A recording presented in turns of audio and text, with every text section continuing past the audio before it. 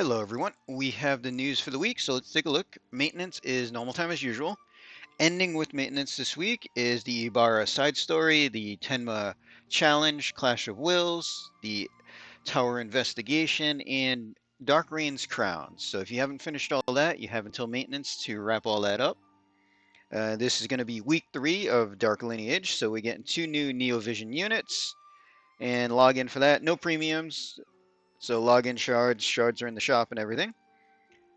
We're getting our Dark Vision login tickets. So for the pool, not too bad on the Neovision side. Chizuru is still pretty useful. Ricard and Wyvern, they have decent Dragoon gear. Sakura, decent lightning buffer. Regina's not terrible either. 5 stars. Beatrix, still usable magic tank overall. The others are used mainly for trusts.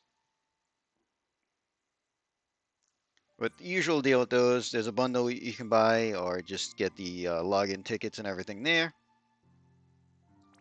And then item world's getting updated, so 3 new items are going to get their boosted versions. So we get the hammer, two-handed hammer. So it's going up to 80 attack, 155 defense and spirit, and 30% to all elemental resist. That's not too terrible for somebody that wants to use a two-handed weapon and still have some defense, spirit, and resist. The magic mint magic stick, 170 magic and ice and light resist by 40%. One-handed rod. Probably only using that if you need the ice and light resist, honestly, at 170 magic. And then we have the Forgotten Ceremonial Blade. Two-handed katana, 180 attack, 150 magic, nullify poison and disease, and bug killer plus. So that's not terrible, especially if you need bug killer. And just the bonus special enhancements that we can get. So the hammer can get 30% health, 40% defense and spirit, which is a good one for that. The rod, 50% magic, and 25% aquatic and plant killer is okay. And for the katana, 50% attack and 50% double hand attack, which is pretty usable as well.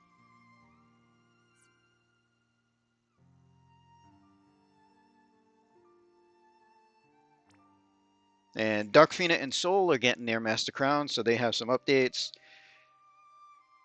So the one ability is their cooldown, which boosts magic and limits, and they're going to add LB damage. So maxed out, it'll add 240x modifier to their LBs, and also store magic, which is rather nice. And then EX2, they'll get Warring Spirit, and leveling that up will give them flat magic on top of that.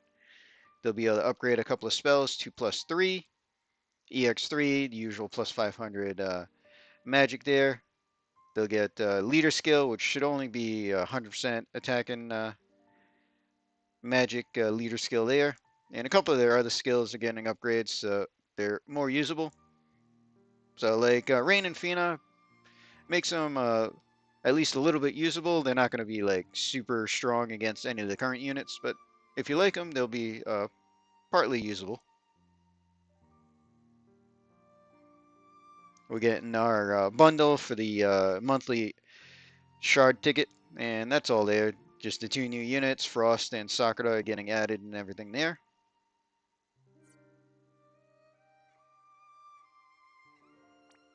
And leader skills, so we're getting a lightning leader, so they're doing a bunch of lightning leader skills for all the units. So 100% attack and magic for lightning units is going to Ninja Edge, Riku, Dragoon Kane, Warrior Dawn Dorgan, and Nalika.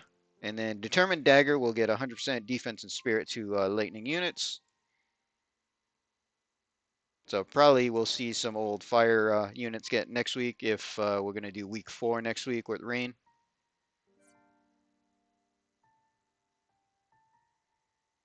And we're getting our monthly live stream, so April 9th, which is going to be Easter, but normal time as usual for that and everything there. So we'll see what they announce. I'm not expecting anything too big unless they're using that to announce rain or something.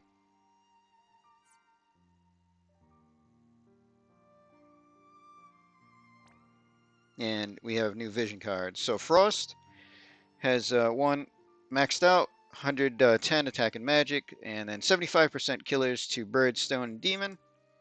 So if you need the killers, it's okay. If you don't need the killers, using a different card probably. And then for Sakura, she shares the same card that Roka has. So 130 magic, 50% double hand magic, and just 500 flat magic.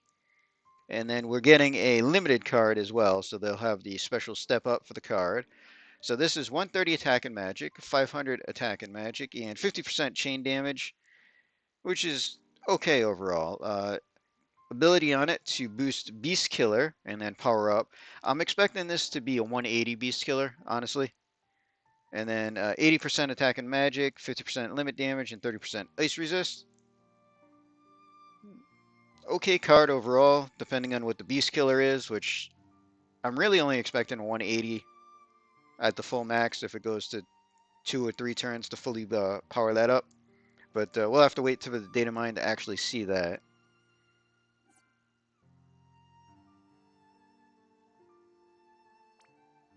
So Dark Lineage, we get chapter 3, same deal that we've been going through. There's still going to be one more chapter to go after this one. And then we have the 8 Sages United. So this is the Master Crown Challenge for Dark Phoenix and Soul. Same deal there. We'll run through the hard one and see how hard that one really is. And then we have this Grace of Darkness event. So it looks like we'll be fighting 4 different mobs in a 3-wave battle. Dark damage is going to be boosted. And we got Beast, Human, and Dragon type monsters. So a decent amount of Lapis, and then an emblem for clearing it. We'll see exactly how hard this one is. But it does look like kind of fun.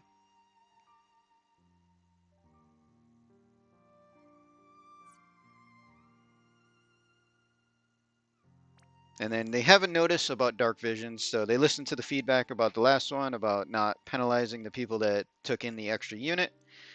And pretty much they said they're going to look for exploits beforehand. So the next dark vision that we're getting this month, they're not going to rank as normal. Everybody that takes part is going to have the same rank rewards. They don't state how much they're going to reduce them, because obviously they're not going to give the old rank 1 rewards to everybody. But essentially, it sounds like they're going to use it as a testing ground to try to see if there's any. The main things is integer overflows for 32-bit client, and then the issue with being able to bring in a extra unit on anything that doesn't let you pick a companion. But we'll see how long that lasts, because technically that extra unit bug was fixed in the past, and I'm guessing that when they copied something over from the JP side, they reintroduced it. So unless they're constantly checking for that, that might make its way back at some point. But they're pretty much putting in a note that anybody that intentionally exploits stuff in the future, they'll take action against. So we'll see how this Dark Vision goes. I don't see any actual news on if the Dark Visions is actually starting this week or if it's starting next week. We are getting the tickets, which does imply that it should be starting this week, but I don't see the actual news. But they don't always put up all the news right away either. So we'll see how that goes, and we'll see what they do here. But overall, especially with the other bring an extra unit bug coming back, we might see some bugs come back just because they do a lot of copy and paste from the JP side.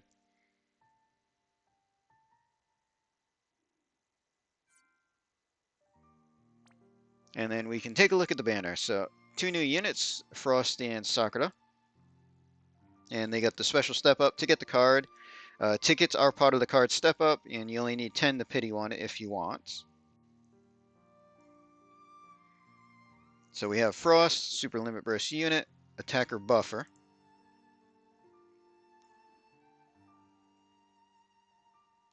So Super 240 Attack Katana.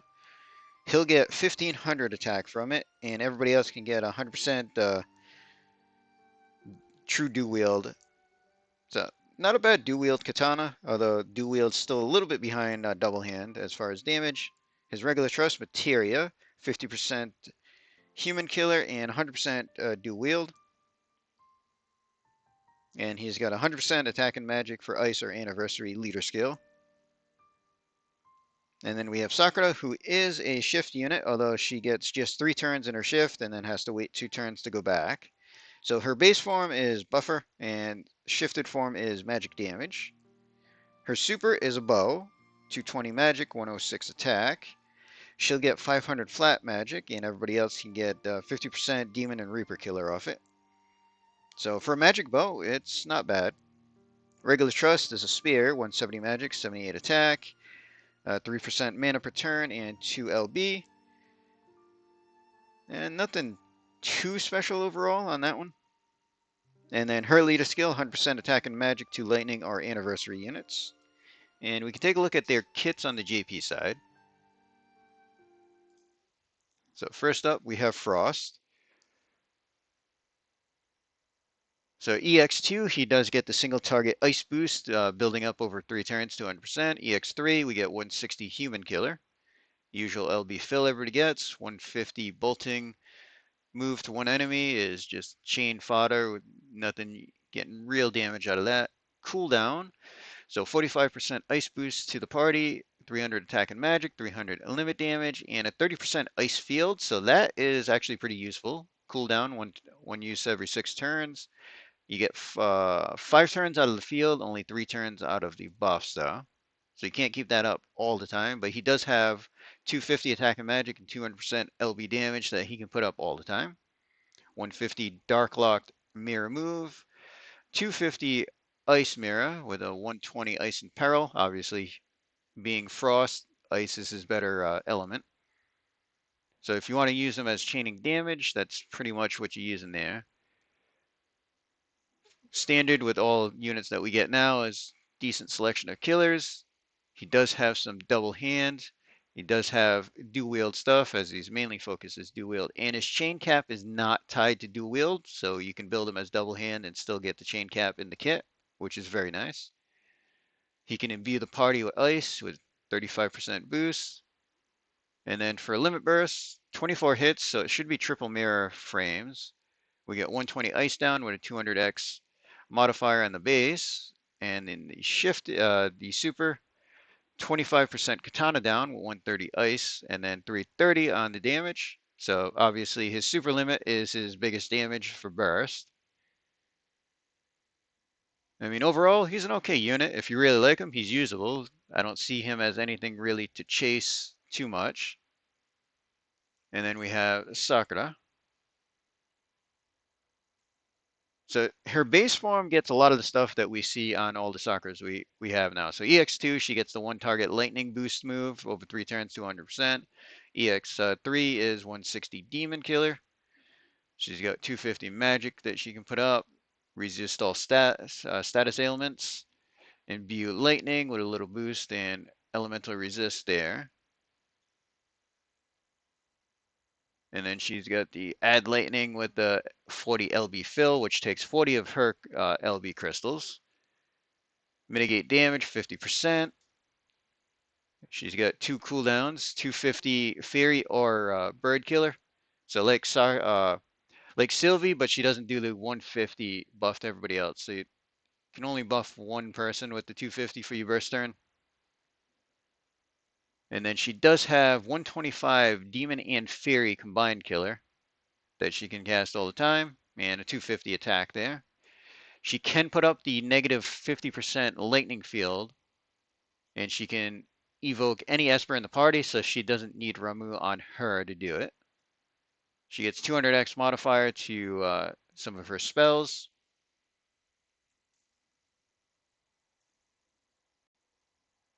And then at the start, she'll do the 200% buffs, 100% limit damage, 100 fire resist at the start of the fight.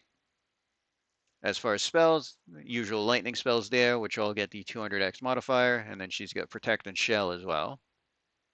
And then her base limit, 45% lightning boost, 350 stats, and 250 limit damage. So pretty standard for what we're used to seeing on Sakura overall. And then for her shift, she changes to do a little bit of magic damage. So she gets a 150 bird killer that she can cast for herself. And then she's got the 150 Fury and Human.